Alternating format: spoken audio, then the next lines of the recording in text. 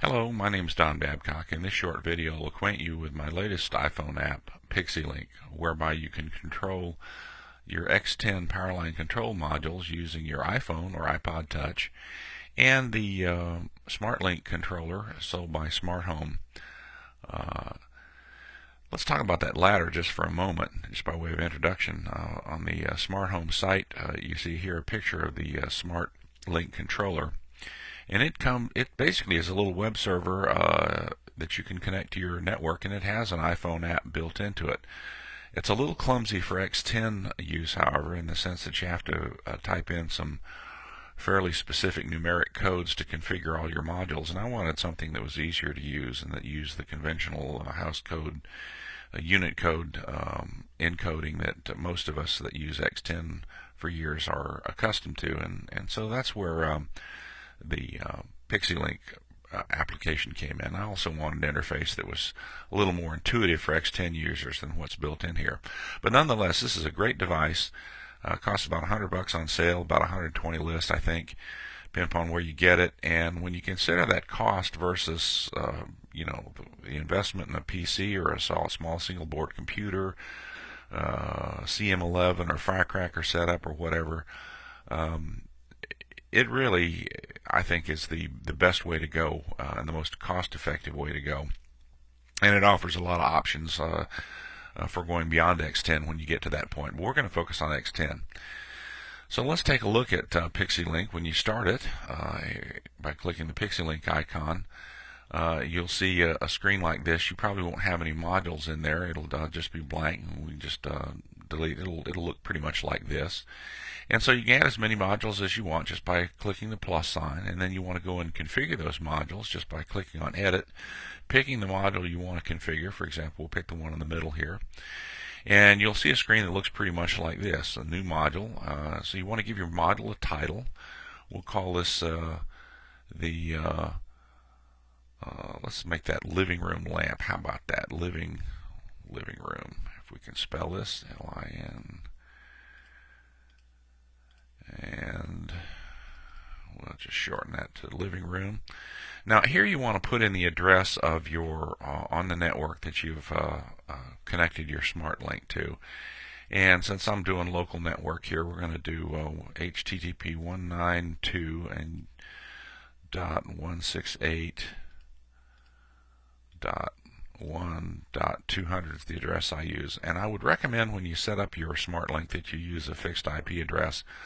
Otherwise, if your network comes up differently and it assigns it a different IP address, then that would break your connections here. You could have multiple controllers in the same house, and I suppose, and have different IP addresses, but one's generally sufficient. You can control all 256 modules, so you really don't need one.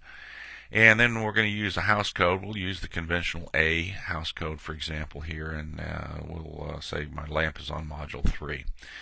You can have lamp or appliance modules. In this case, I'm going to use a lamp module, the only difference being that lamp modules show dimming controls. And then optionally, I can enter a picture or take a picture. If I have an iPhone, I can take a picture using the iPhone's camera of the device that I want to control to use as a kind of a friendly reminder of what it is I'm controlling. But since this is the iPhone simulator, or if I was using an iPod, all you have there is the photo album. So we're going to pick a picture out of the photo album. Here's my saved photos. I happen to only have one in there at the moment in the simulator, so we'll pick it, but it could be any of them that you have in there.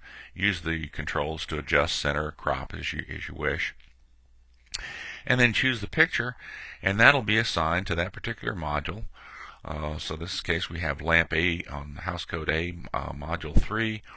There's my SmartLinc controller address, and when we go back here we'll see that we're set up and we've got the picture there and we're all ready to control that particular lamp. Now when I click on it, I have on, off, and I can dim the various controls. You'll notice if you just hit brighten to start with, it goes to full brilliance. That's a function of the X10 thing. That address was, it's the activity indicator here that was while I was waiting for a response from the control module. And anyway, as I started to say, the X10 modules go full bright when you turn them on when you try to brighten from a fully off state. And of course, then you can dim them down to whatever level that you want. This will take a little while. There's about a second delay between each dim command just to allow the settling time on your power line network, and that's controlled by or dictated by the SmarLinc controller. That's what they require for their protocol. So depending upon how much you've dimmed, it will send out a number of dimming commands. And again, you can brighten. Now, if you actually go to full on after you've selected an intermediate range, you're going to get this message here which says unit is already on the dim state, turn off and then on or use dimming control. The reason for that is that the X10 modules, at least the simple ones that I'm using, only go from do not go to a full on state unless it was a full off. So you can just, if you want full on, you can hit off and then hit on again and go full on. Again, that's kind of a peculiarity of the X10 module. It's been around for years. That's not really a function or limitation of the program here. So there you have your lamp modules. I could configure an appliance module. Go in here, edit, configure the appliance module, and notice the house code is remembered and the IP address is remembered. So now all I have to do is just type in my new module numbers. Let's just say 5, and let's say that's the coffee pot.